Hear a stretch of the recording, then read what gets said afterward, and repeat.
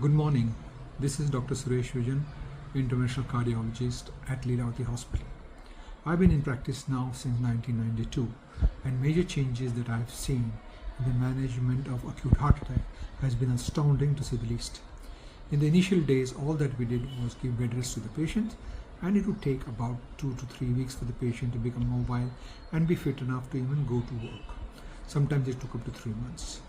With the advent of clot-busting drugs, this treatment was given very early. Patient would receive the drugs within a few hours of having a heart attack and would actually show substantial recovery.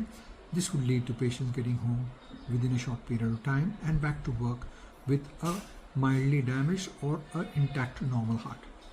This has changed subsequently with the advent of primary angioplasty, where we actually go and open the artery up as soon as the patient comes to us with a heart attack. This treatment is provided within a few hours of the onset of symptoms, provided the patient comes early. The biggest delay that we see is in patients seeking medical help. On an average, it takes about 4 to 6 hours for a patient to decide that he has something wrong with him and actually needs medical attention. After that, he comes to us. We are geared in major hospitals to treat this patient within an hour and a half of coming to us. So the biggest delay is in you seeking help.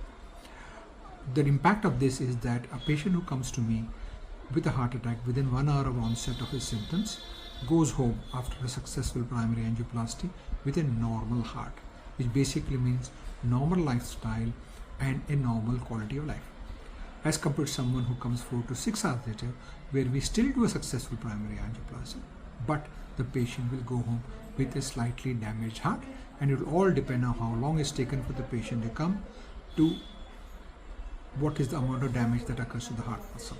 So my message today on World Heart Day is, if you have chest pain or any discomfort in this chest, in the front of your chest, please seek medical advice early.